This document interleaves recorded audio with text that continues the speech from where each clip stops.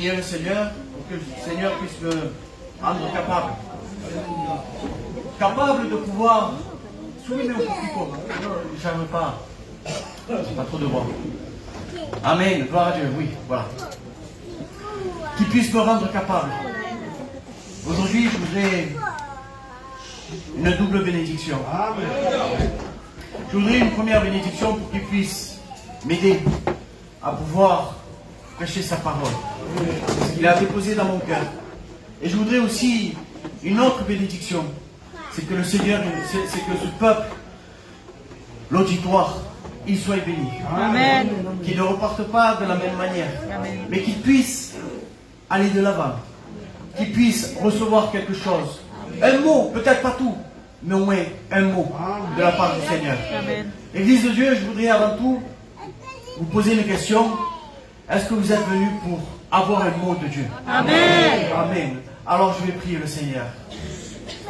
Seigneur mon Dieu, que ton nom soit béni. Qu'il soit glorifié en cette matinée, Seigneur mon Dieu. Seigneur, je viens de me présenter devant toi. Seigneur mon Dieu, comme un simple instrument. Seigneur, mais qu'il soit utile entre tes mains, Seigneur. Et qu'il soit efficace entre tes mains, Seigneur mon roi. Seigneur, fais de moi, Seigneur, comme bon te semble. Seigneur, que tu puisses donner, Seigneur, à ton auditoire, Seigneur, la parole qu'il nécessite, Seigneur. Amen. La parole, tu connais chaque cœur, ce qu'ils ont besoin. S'il y a besoin d'une réponse, tu connais toutes choses. Amen. Seigneur, maintenant, merci, Seigneur, pour les cantiques qui ont disposé les cœurs. Et maintenant, Seigneur, nous te laissons toute la place à toi, Seigneur. Amen. Et à toi revient toute la gloire au nom de Jésus-Christ, notre Amen. Sauveur. Amen. Amen. Bien, sans tarder, nous allons faire une lecture. Ça se trouve dans Matthieu 11, versets 25 à 30. 5 versets.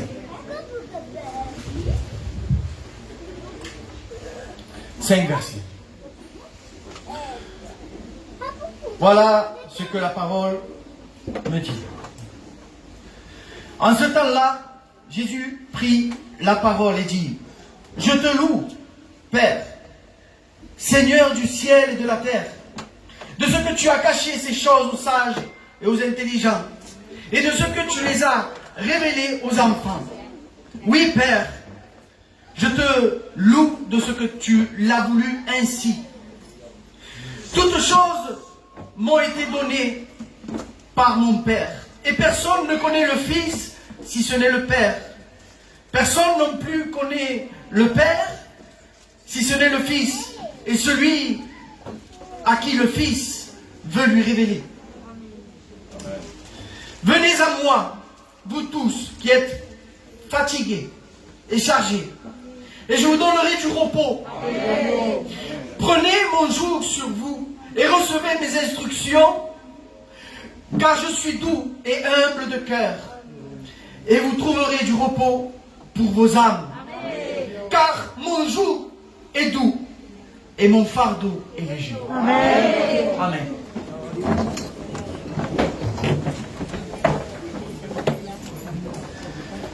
Mes frères, mes sœurs, dans ces 5 versets, le Seigneur m'a montré une autre manière de trouver le repos. Il dit, les derniers versets, à partir du 28, il dit: venez vous tous. Mais avant ça, le Seigneur, il loue le Père. Alors, regardez. Il dit, dans un premier temps, en ce temps-là, Jésus prit la parole et dit: je te loue. Vous savez, en ces temps-là, les Juifs étaient mélangés. Il y avait beaucoup de gens qui n'étaient plus pieux. Il y en avait qui étaient pieux, mais il y en avait qui étaient plus pieux. Ils ne craignaient plus le Seigneur. En ce temps-là, il y avait aussi une invasion, ou alors une cohabitation avec les hellénistes, les Grecs. Une culture mélangée. Une culture mélangée. Il y avait aussi, non plus vraiment la domination, où il y avait une crainte de Dieu, où il y avait vraiment la religion par devant, non, ils étaient dominés par les Romains. Je vais vous dire, je vais poser une question. Est-ce que nous ne vivons pas un peu ce temps-là? Où nous sommes un peu mélangés? Où nous sommes un peu... Où la religion dans cette terre, dans cette France, où la France, même les dirigeants de ce pays vont dire que Dieu ne doit pas être au-dessus de nos lois. Voyez-vous un peu, ce temps-là était difficile. Un temps difficile pour les Juifs pieux. Il y avait des gens qui ne croyaient même plus. Il y avait de l'apostasie au milieu d'Israël. C'est grave. Ça, c'était le temps où Jésus va prendre la parole. Le temps, un peu comme on vit aujourd'hui. Il y a des gens qui ne croient plus en Dieu. Ils se disent athées. On vit dans un temps aussi où l'État veut prendre aussi le dessus sur Dieu. On vit un temps où même le monde vient se mélanger aux chrétiens. Que Dieu nous préserve. Que Dieu puisse nous garder dans la sainteté. Et nous devons préserver, nous devons persévérer dans la sainteté. Nous ne devons pas nous mélanger avec les choses de ce monde. Voici le temps où Jésus va parler, il va prendre la parole avec autorité. Il va prendre, quand il parle, notre Seigneur, quand il enseigne avec autorité. Alors il va prendre la parole, et malgré tout cela, il va dire, je te loue. Parce que dans les bons moments, comme dans les mauvais, nous devons louer le Seigneur. Amen. Amen. C'est vrai que nous pouvons passer par des difficultés, que ce soit la maladie, que ce soit les problèmes financiers, que ce soit, quel que soit le problème qui puisse nous toucher, mais nous devons toujours louer le Seigneur. Amen. Alors il va louer. Et vous savez que la plus grande adoration que Dieu le Père a pu recevoir, c'est le sacrifice à la croix de Jésus-Christ. Le sacrifice à la croix de Jésus-Christ, il était un holocauste, un sacrifice d'adoration au Père. Alléluia. Le sacrifice de Jésus-Christ nous permet d'être en relation avec Dieu. Ne l'oublions pas. Il est vrai que des fois, dans notre vie, on peut arriver à mettre des priorités là où il n'y en a pas. Et mettre le Seigneur un peu de côté et de dire, bon ben, je dois m'en occuper, je dois m'occuper de mes affaires personnelles, mes affaires qui sont obligées, et nous mettons de côté le Seigneur. Mais le Seigneur ne veut pas ça. Le Seigneur doit être toujours le premier. Amen. Au risque de pouvoir se prendre des embûches, au risque de ne pas voir des pièges. Les commandements du Seigneur sont, tu aimeras ton Dieu, de tout ton cœur, de toute ta force, de toute ta pensée, de tout ton être, corps, âme et esprit. Et ensuite, tu aimeras ton prochain comme toi-même. C'est vrai. Alléluia, nous devons le faire. Alléluia. Bénissons le nom du Seigneur. Alors, notre Seigneur, il loue le Père. Et voici, il va dire, je te loue, Père. Savez-vous ce que ça veut dire, Père? Il va dire Père, et ensuite il va dire Seigneur du ciel et de la terre. Ça veut dire que le Père, il est ce qu'il est.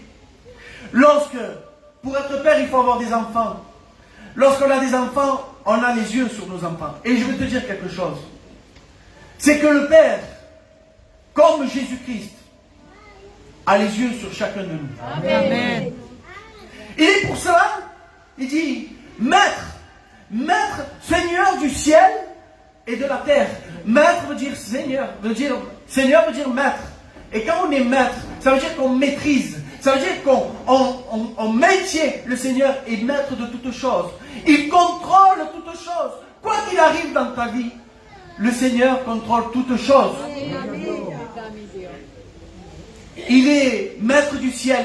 Oui, c'est vrai. Il a créé les cieux et la terre. Lorsqu'on parle des cieux, c'est une vision de la hauteur. Alléluia. C'est que d'en haut, il nous voit. Et nous ne devons pas nous cacher de faire quelque chose qu'il ne faut pas. Parce que le Seigneur est du ciel. Amen. Et il voit tous nos faits, nos gestes, nos pensées. Alléluia. Béni soit le nom du Seigneur. On dit, il a ses attributs. Notre Seigneur, qu'il est omnipotent, il peut tout. Il est omniscient, il connaît tout. Il est omniprésent, ça veut dire qu'il est de partout. Amen. Donc, le Seigneur nous dit qu'il est le maître du ciel, mais aussi de la terre. De la terre, pourquoi? Pourquoi il contrôlerait tout? Parce que c'est lui qui l'a fait. Amen. De la même manière que nous sommes sur terre, il contrôle aussi. Il permet certaines choses, oui, mais il est le maître de la terre. Alléluia. Gloire à Dieu. Il va dire, ainsi, j'essaie d'aller au plus vite, hein, parce que le temps passe vite. Il y avait aussi, il dit, maître, il dit comme ça, les choses cachées. Je te loue de ce que tu as caché ces choses aux sages et aux intelligents. Vous savez ce que c'est la sagesse de ce monde? Dieu a voulu cacher, c'est-à-dire rendre sombre, obscur, quelque chose qu'on ne voit pas. Il a caché cela, il a caché quoi? L'évangile, la splendeur de l'évangile. Il a caché le salut à ceux qui se croient sages. Sages, la sagesse de ce monde, et intelligents de ce monde. N'oublions pas que la sagesse de ce monde est diabolique. La sagesse de ce monde, elle est considérée comme une folie par Dieu. Vous savez pourquoi? Parce que dans 1 Corinthiens 1,18, il dit, la prédication de la croix est une folie pour ceux qui périssent. Mais pour nous qui sommes sauvés, elle est une puissance. Amen.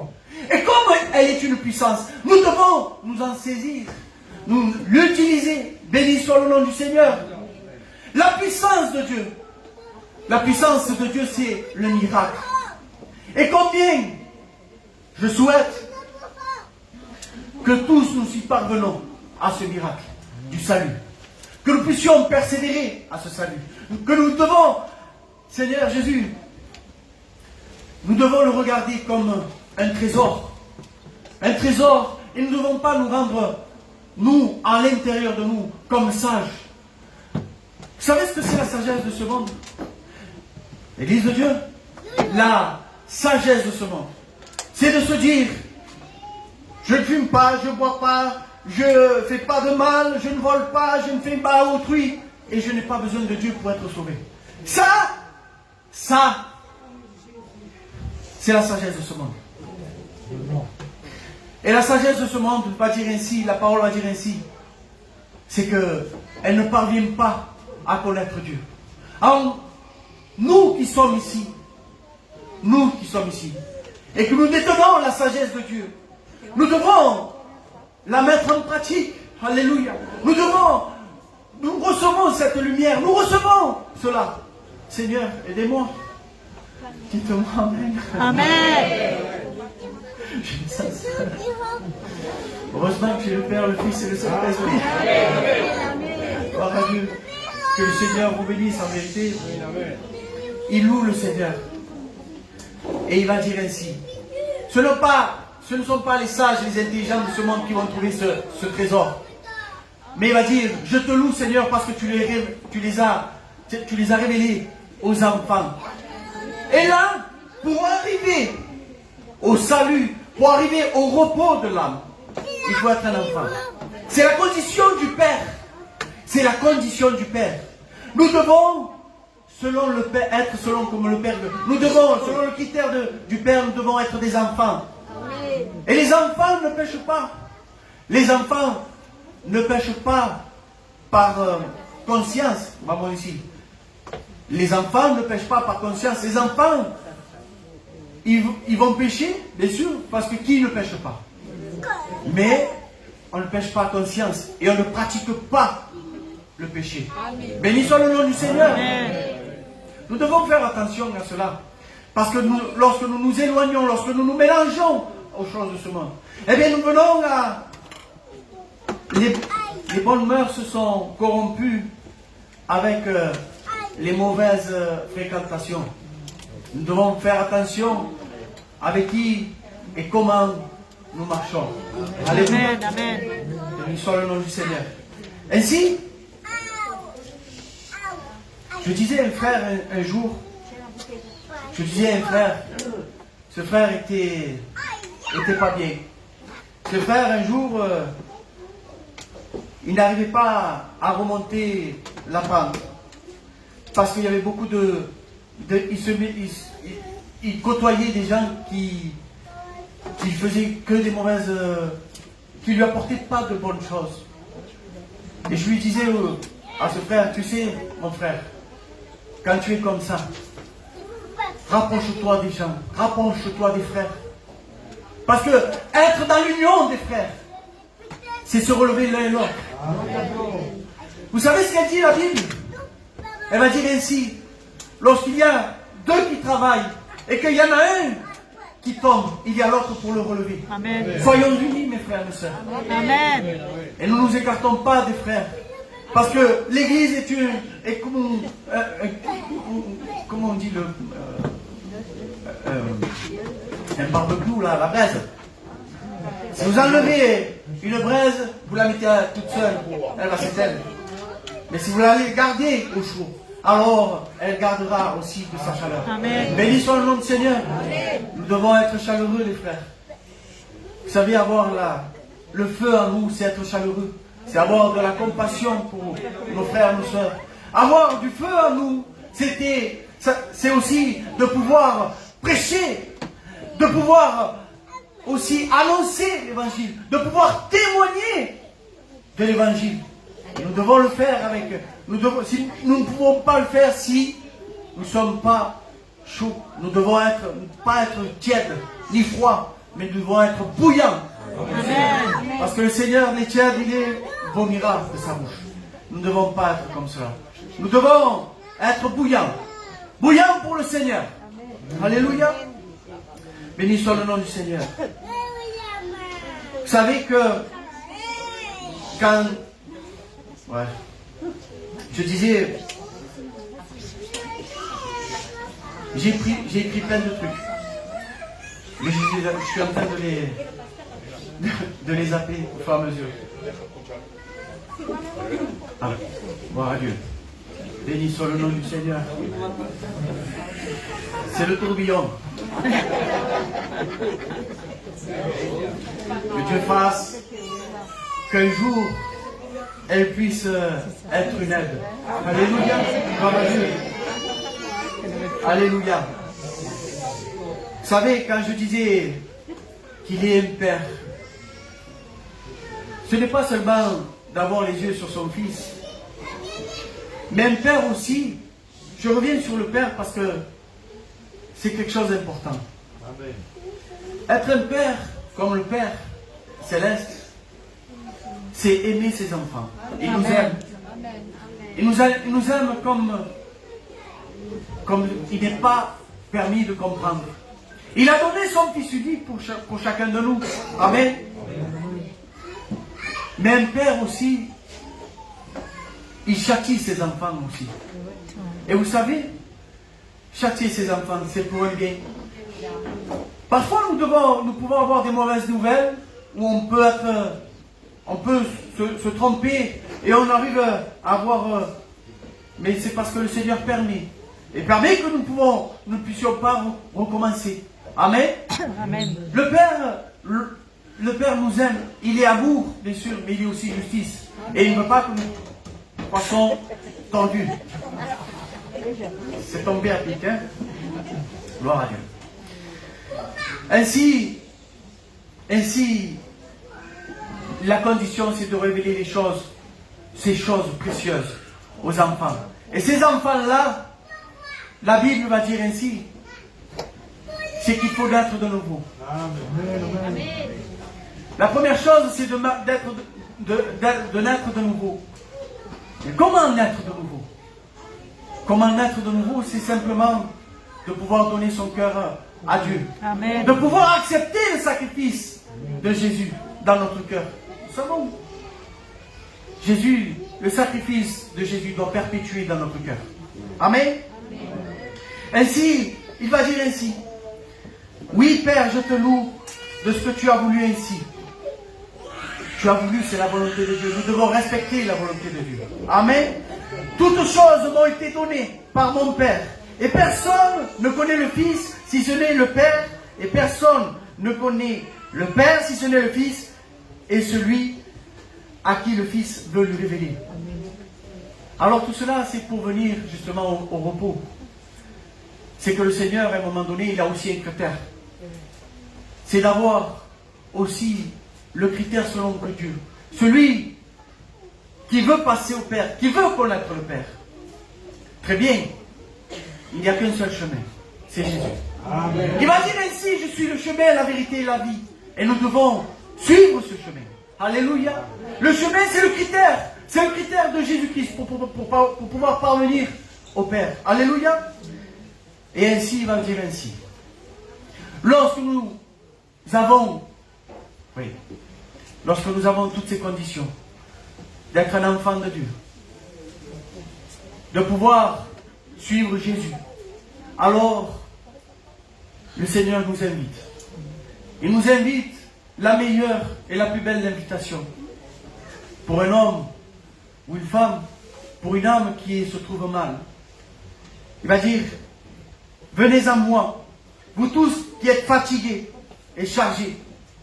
Une autre version va dire, vous tous qui êtes travaillés. À celui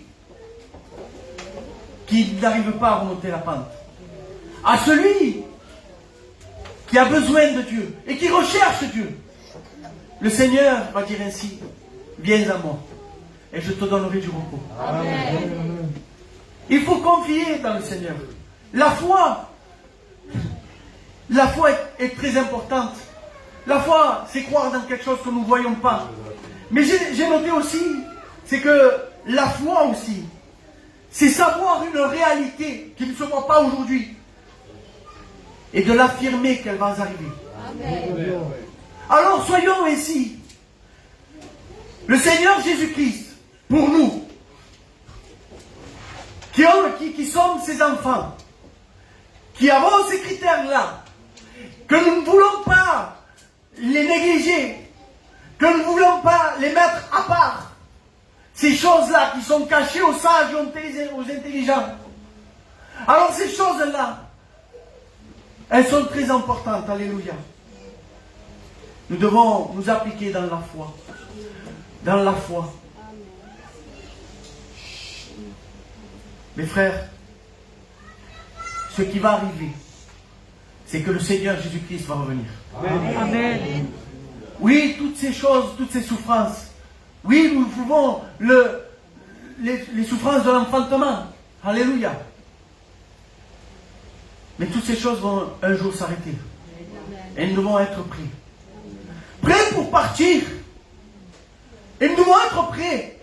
Nous ne devons pas mettre de côté toutes ces choses-là. Même si le monde, on va dire, en quelque sorte, est scintillant. Mais nous devons être sincères avec le Seigneur. Un jour, le Seigneur va revenir nous chercher.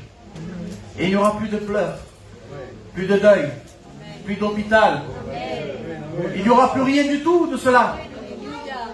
Les morts en Christ vont ressusciter. Nos êtres chers qui nous ont devancés, non. On partira ensemble. Ils vont au son de la trompette, ils ressusciteront premièrement. Et nous serons changés en un instant, en un clin d'œil. Et ensemble, nous irons avec lui. À la rencontre du Seigneur. Alléluia. Amen. Alors nous devons nous consoler avec ces choses-là, avec ces paroles-là. C'est qu'un jour notre Seigneur va revenir. Amen. Le Seigneur, ici, lorsque il y aura ici ici il y aura de la terreur. Puisque lorsque l'Église va partir, l'Antéchrist va venir. Et nous devons faire très attention. Il n'y a qu'un seul billet, il n'y a qu'un seul voyage. Un aller simple. Il n'y a pas de retour. Nous devons être attentifs, les frères, à tout ce que nous faisons. Toutes nos paroles, tous nos faits seront pesés. La Bible dira. Faisons attention selon ce que l'on, comment on vit. Vous savez,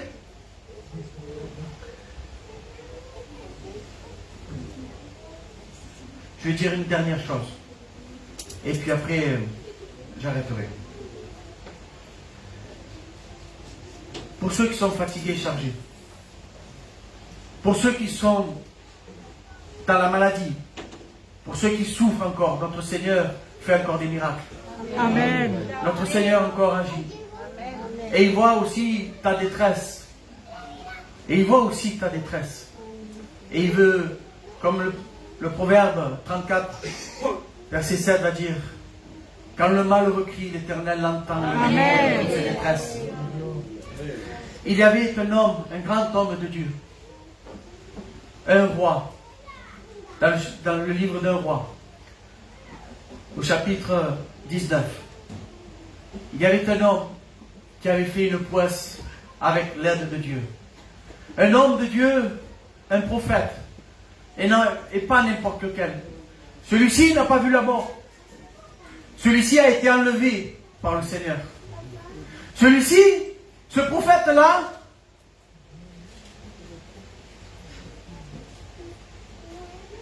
il a totalement égorgé des faux prophètes. Je ne sais pas si c'était 700 ou 800 faux prophètes. 450. J'étais loin. Pour moi, j'ai doublé. Je suis Marseillais, moi. Ah, voilà. Il y en avait 850, mais il en a égorgé 450. Voilà. Gloire à Dieu. Vous savez, lorsque la femme d'Achab, Jézabel, a entendu que ces faux prophètes ont été égorgés, elle en voulait à vie à ce prophète-là. Imaginez que toute la France était contre cet homme. Imaginez que Macron, avec tous ces gendarmes, policiers, municipaux, tout ce que vous voulez, ils étaient contre lui. Et ils cherchaient à le faire mourir. Vous savez, Élie, parce que cet homme s'appelle Élie. Élie est parti dans le désert. Et pendant qu'il était dans le désert, il voulait la mort. Il a clamé la mort, il voulait se laisser mourir. Mais voici qu'un ange va lui réveiller et il va lui dire, mange, réveille-toi, mange et marche, parce que la route est encore longue. Il va manger, il va boire, il va se rendormir. Mais l'ange ne le laisse pas encore. Il va le réveiller encore une fois. Il va lui dire, mange, que la route est longue. Alors là, il va se lever et il va marcher. Et lorsqu'il est allé, il arrive au mont Horeb. Le Seigneur va lui dire, mais qu'est-ce que tu fais là? Retourne là-bas. Vous savez ce que cela veut dire? Ça veut dire qu'on n'abandonne pas le combat. Il faut combattre le bon combat. Amen. Amen. Béni soit le nom du Seigneur. Cet homme-là est retourné. Et puis il a eu la victoire. Alors, que ce soit un exemple pour chacun de nous. Venez vous tous qui êtes fatigués et chargés. Il y a des conditions à avoir. C'est vrai. Être un enfant de Dieu. De recevoir ses instructions. Parce que ceux qui ne sont pas enfants ne peuvent pas recevoir ces instructions. Ils ne veulent pas, n'en veulent même pas. La chair n'en veut même pas. Luttons contre notre chair aussi. Amen. Les désirs de notre chair. Il dit aussi que nous devons crucifier le vieil homme. Gloire à Dieu. Béni soit le nom du Seigneur. Le Seigneur, pour conclure, j'arrête là. Pour conclure, il y a des conditions à pouvoir être enfant de Dieu. Il y a aussi la volonté d'être enfant de Dieu. Mais aussi, grâce au Seigneur, il y a toujours une solution pour chacun de nous. Le salut est précieux. Et nous devons lutter. Lutter pour ce salut. Et nous pouvons, grâce à lui, avoir ce repos. Que le Seigneur vous bénisse. Amen.